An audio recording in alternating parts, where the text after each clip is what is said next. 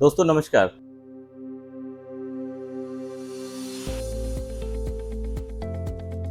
क्या आपने कभी ऐसी सैडनेस फील करी है? हर दिन लो एनर्जी फील करते हैं, लाइफ में कोई मोटिवेशन ही नहीं है। अगर ऐसा है तो आज का वीडियो आपके लिए है।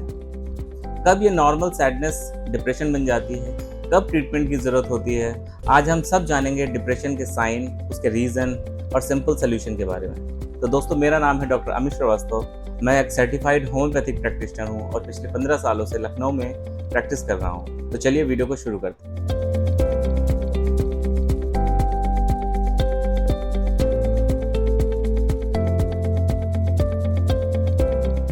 दोस्तों सैडनेस भी एक नॉर्मल ह्यूमन इमोशन है, जैसे डर, गुस्सा, आश्चर्य, खुशी और घृणा, जो किसी फेल्योर, निराशा या असहायता के बाद शुरू होती है।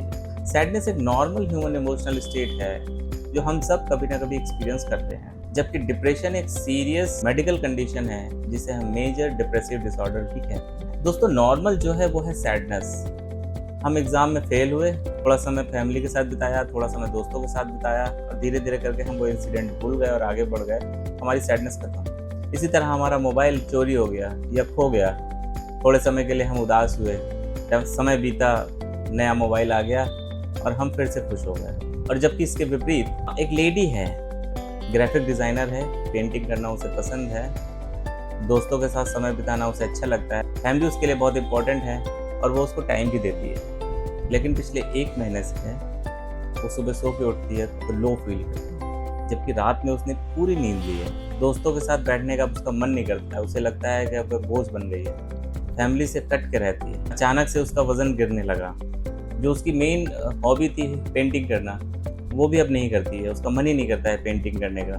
उसको अपने ऊपर डाउट रहता है कि वो जो काम कर रही है सही कर रही है कि नहीं कर रही है। उसको अपने अंदर गिल्ट रहता है कि वो ऑफिस में जैसे पहले काम करती थी वो अब काम नहीं कर पा रही है। तो दोस्तों ये कोई उसका बुरा दिन नहीं है या उसका कोई मूड स्विंग नहीं है, ये सब सिम्टम्स उसको 1 महीने से आ रहे हैं, तो सीरियसली वो डिप्रेशन में है और उसको किसी प्रोफेशनल हेल्प की ज़रूरत होती है।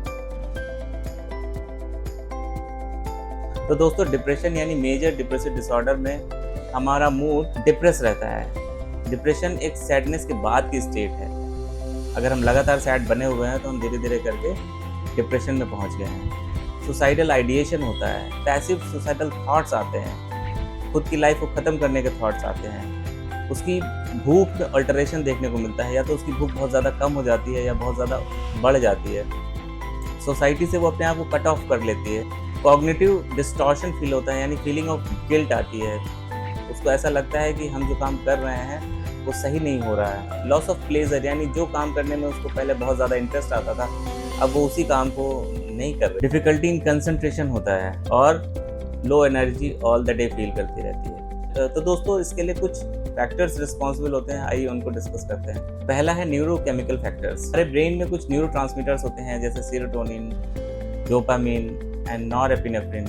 अगर इनका लेवल कम हो जाता है तो हमको डिप्रेसिव सिम्टम्स आने लगते हैं। इसी तरह ब्रेन में कुछ सर्किट्स होते हैं जिसको हम PFC कहते हैं, यानी प्री फ्रंटल कॉर्टेक्स सर्किट्स होते हैं। इसकी एक्टिविटी कम हो जाने की वजह से हम डिसीजन मेकिंग कैपेसिटी जो होती है वो हमारी कम हो जाती है और इमोशंस को कंट्रोल करने में हमको दिक्कत होती है। इसी तरह ब्रेन में एक पार्ट होता है जिसको हम एमिगडाला कहते हैं, अगर ये हाइपर एक्टिव हो जाता है तो हमको डिप्रेसिव एपिसोड्स आते हैं और हमको नेगेटिव इमोशंस बढ़ने लगते हैं।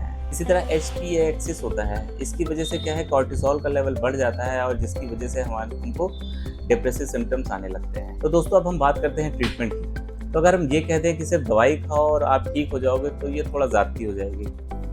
कुछ केसेस को छोड़ के एक्यूट केस में, ज़्यादातर क्रॉनिक केस में ये देखा गया है अगर हम होलिस्टिक अप्रोच अपनाते हैं तो हमको ज़्यादा बेहतर रिजल्ट मिलते हैं। होलिस्टिक अप्रोच का मतलब हो गया कुछ काम हम करेंगे, कुछ काम काउंसलर करेंगे और कुछ काम आपको करना पड़ेगा।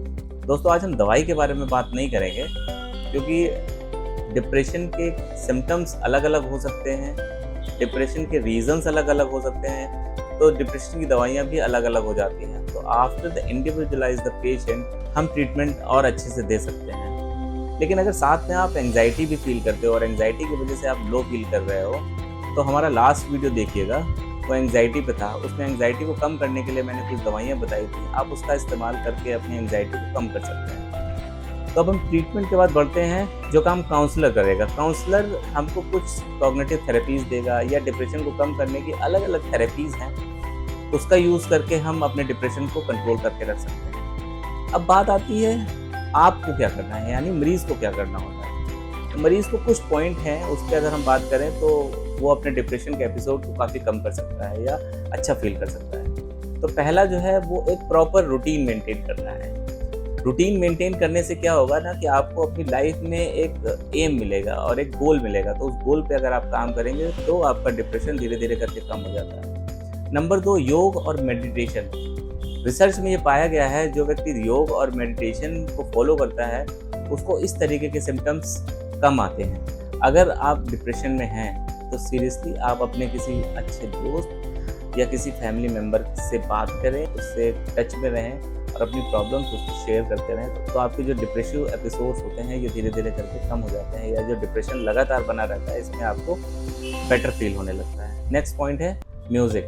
अगर आपको म्यूज़िक में इंटरेस्ट है तो म्यूज़िक सुने। म्यूज़िक आपके डिप्रेशन को और आपके नेगेटिव इमोशंस को कम करने में बहुत बड़ा रोल प्ले करता है। नेक्स्ट पॉइंट है अपने अंदर एक हॉबी डेवलप करें। अगर आपका कुछ करने का मन नहीं भी कर रहा है तो कुछ नई चीज़ सीखें, उसके ऊपर काम करना शुरू करें, तो आप धीरे धीरे करके इससे बाहर निकल सकते हैं। लास्ट बट नॉट लीस्ट, जो बहुत ज़्यादा इंपॉर्टेंट है दोस्तों, दैट इज़ जर्नलिंग।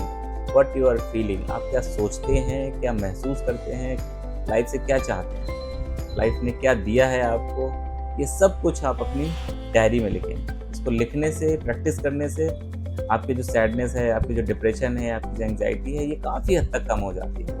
वैसे तो दोस्तों सैडनेस एक नॉर्मल ह्यूमन इमोशन है, लेकिन जब ये आपकी लाइफ को कंट्रोल करने लगे तो प्रॉब्लम हो जाती है, तो प्लीज़ इसको इग्नोर ना करें। और दोस्तों कमेंट करके बताएं कि जब आप सैड होते हैं या डिप्रेस फील करते हैं तो आप उसको कैसे डील करते हैं, या अगर हेल्थ से रिलेटेड कोई और क्वेरी है आपकी तो आप कमेंट बॉक्स में पूछ सकते हैं। अगर आपको लगता है कि किसी को इस वीडियो की ज़रूरत है तो उस दोस्त को या उस फैमिली मेम्बर को या उस पर्सन को आप ये वीडियो शेयर करें। अगर आपको वीडियो अच्छा लगा है तो वीडियो को लाइक कर दें और साथ में चैनल को भी सब्सक्राइब कर दें। तो दोस्तों आज के लिए इतना ही, मिलते हैं नेक्स्ट वीडियो में। तब तक के लिए बाय बाय, टेक केयर, स्वस्थ रहें और मस्त रहें। Thank you so much.